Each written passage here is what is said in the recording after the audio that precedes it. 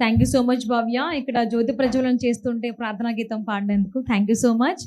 And జ్యోతి ప్రజ్వలన కార్యక్రమాల్లో పాల్గొన్న పెద్దలందరికీ పేరు పేరు నా మనస్ఫూర్తిగా నా ధన్యవాదాలండి. ఎవరి పేర్లైనా కనుక మర్చిపోయి ఉంటే నన్ను క్షమించాలి. సో పెద్ద మనసుతో నన్ను క్షమిస్తారని నేను కోరుకుంటున్నాను, ఆశిస్తున్నాను. నెక్స్ట్ శ్రీ పొన్నం ప్రభాకర్ గారిని వేదిక మీదకి రావాల్సిందిగా కోరుకుంటున్నాను. రాష్ట్ర రవాణా బీసీ సంక్షేమ శాఖ మంత్రి తెలంగాణ ప్రభుత్వం శ్రీ పొన్నం ప్రభాకర్ గారిని స్టేజ్ మీదకి రావాల్సిందిగా నెక్స్ట్ వచ్చి మీ ఆశీస్సులు మాకు అందించవలసిందిగా కోరుతున్నాను.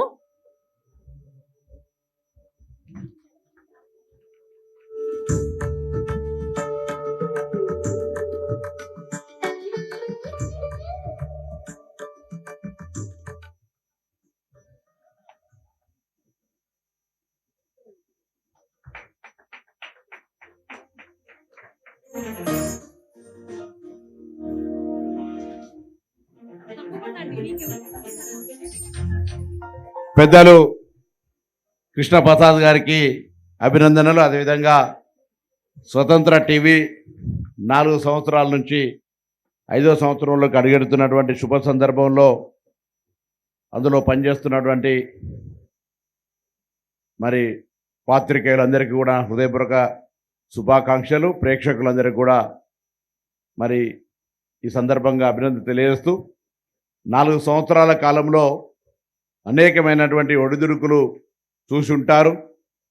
అవన్నీ అనుభవించి నిలదొక్కుని 4వ సంవత్సరం వేడుక జరుపుకుంటున్న సందర్భంగా నిన్ను మనసుతోటి మరింతగా ఇంకా ప్రజా ఆకాంక్షల్ని ప్రభుత్వం దృష్టికి తీసుకురావడం కావచ్చు, సామాజిక అంశాలను సమాజం లోపల భావోద్వేగాల వ్యాప్తికి ప్రచారణ చేయడం కావచ్చు. ఇలా ఉదాహరణకు యాంటీ డ్రగ్ డే అంటే ఇది ఒక సోషల్ రెస్పాన్సిబిలిటీ.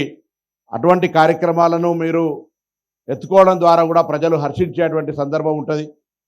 అందరం కూడా సమాజంలో ఉదాహరణకు హైదరాబాద్ సంబంధించి నేను హైదరాబాద్ ఇన్ఛార్జ్ మంత్రిగా మీరు చూస్తూ ఉంటారు. వర్షపు నీళ్లు పడితే మనం రోడ్లన్నీ ఏరులై పారుతాయి. ఎండాకాలం వచ్చేటప్పటికీ రోజు 12,000 ట్యాంకర్లు బుక్ చేసుకునేటువంటి పరిస్థితి వస్తుంది.